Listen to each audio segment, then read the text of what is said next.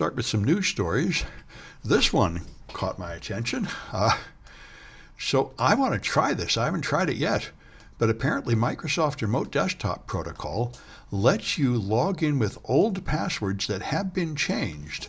And apparently this is intentional on Microsoft's part. I don't think this is anywhere in the documentation. This seems like a terrible idea. If they're going to do a thing like that, they ought to at least have some way to turn it off or to record that it's happened in a log. I mean, the main reason people change passwords is because their password has been compromised.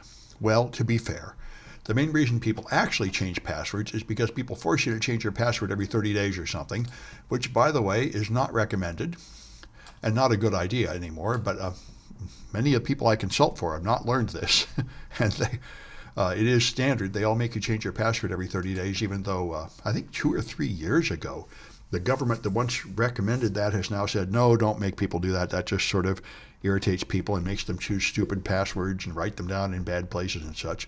But anyway, my belief, along with everybody else, is once you change your password, nobody can log into your account anymore. And apparently that's not true. So I have to try this. That's outrageous if true. But Dan Gooden is a serious reporter. I imagine if he says it, it's true. So that's madness. That one's not too exciting. Let's see. This one's pretty interesting. Old-fashioned social engineering. They're stealing cryptocurrency wallets by mailing people a physical letter that says there's something wrong with your Ledger wallet. You're going to get locked out of it. Ledger wallets are hardware wallets. They're the main popular ones, considered quite secure. But your cryptocurrency is protected by a seed phrase, which I guess now is 24 words for a Ledger wallet. And they ask you to go to scan a QR code, go to that website, and enter your seed phrase, which is just handing it to the criminals. So, you'd have to be suspicious enough not to do that. But, apparently that makes sense. Some people are just not going to think of that. This is the fundamental trick of social engineering. You have to get people emotional.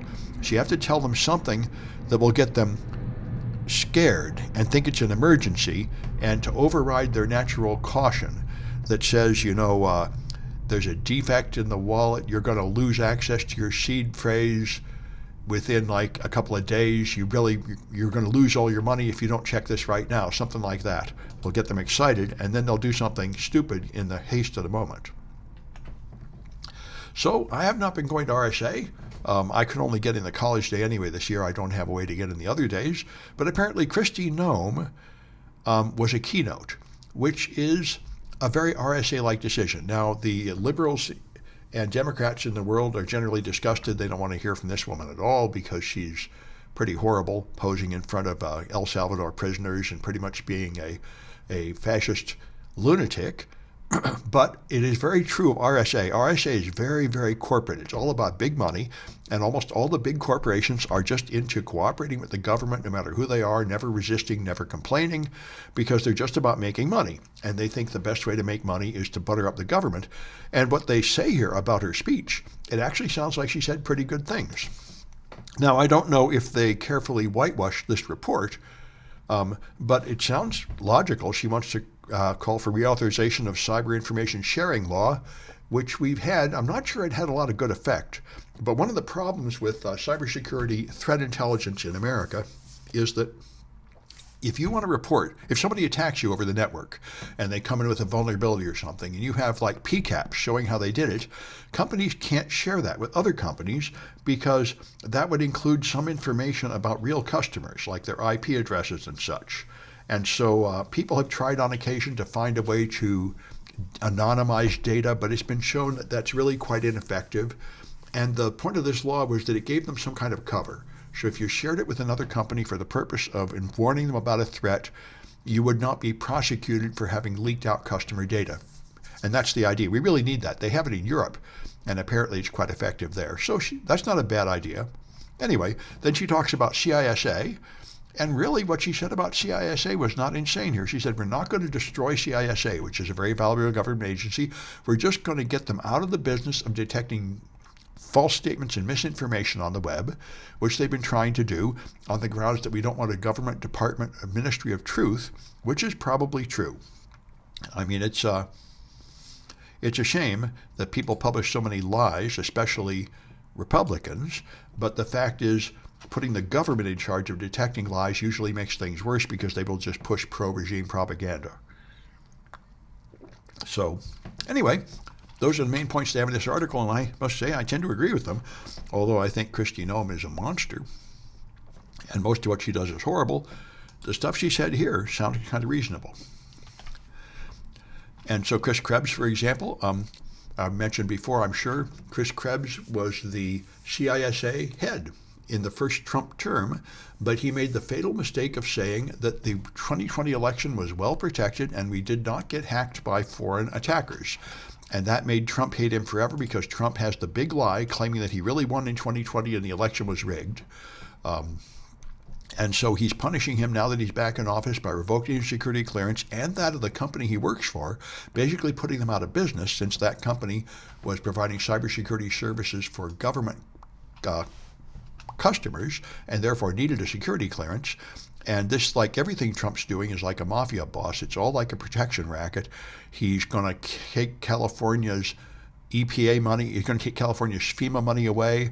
He's going to take the money away from schools if they don't change their program to meet his political demands and so on. And this is more of the same. So there's now a letter put out by the FF that prominent members of the InfoSec community are signing. I put my name on it too, but I don't think it doesn't appear on the list. But anybody, it's a nice idea. I think we really have to have a lot of people protesting the outrages of the current regime. We have to have so many of us protesting that they can't, arrest us all or anything for daring to criticize the government. And the Trump regime in particular seems extremely weak.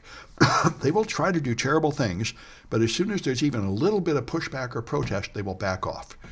So they just seem to be cowards. Which is what I've heard is commonly true of bullies. If you push back, they'll give up. That seems to be true of Trump, so I highly recommend pushing back in all ways and never giving him an inch. If you give in, he just demands more. If you push back, he stops. Hopefully more of the authority figures in America will figure that out. So this is a new one. Microsoft servers. One of the many things very, very annoying about Microsoft servers and operating systems from Microsoft in general is when you put on patches, you have to restart. This is a big problem for things that have to stay up. There was a problem a few years ago where anesthesia machines used in hospitals were running on Windows XP, and it put on an automatic update and restarted during an operation, impairing the operation. So the hospital administrator got so mad he blocked the updates, and so a year later they all went down from a virus. So this is the kind of problem with the way Windows is designed. Now Linux does not do this. You do not need to restart the machine to put on an update. You just stop one process that's being updated, and then you restart that one process, not the whole machine. And people have asked, why can't Windows do that? And apparently Windows is now going to do it. They're going to add it to Windows Server called hot patching, where you can patch it without restarting, but they're going to charge money for this service. So we'll see what comes of it. But certainly it's nice to see Microsoft Windows catching up with what Linux has been doing for 30 years, which it's quite common. Linux is often far ahead of Windows on technical details, but Windows is far ahead of Linux on having features for corporations. So all the big corporations have to use Windows. Even though Linux has little technical things that are better, it doesn't have the enterprise class massive feature set of Active Directory, which is what you need to run large networks.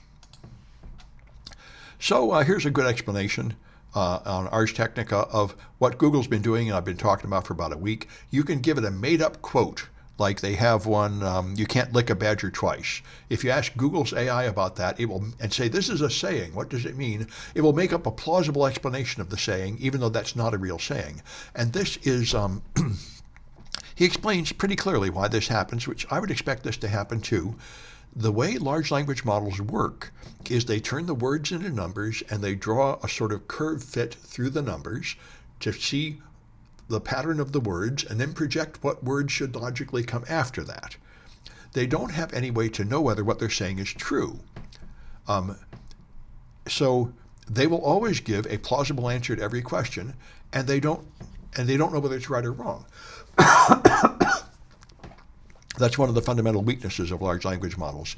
They don't usually have a response that says, I don't know.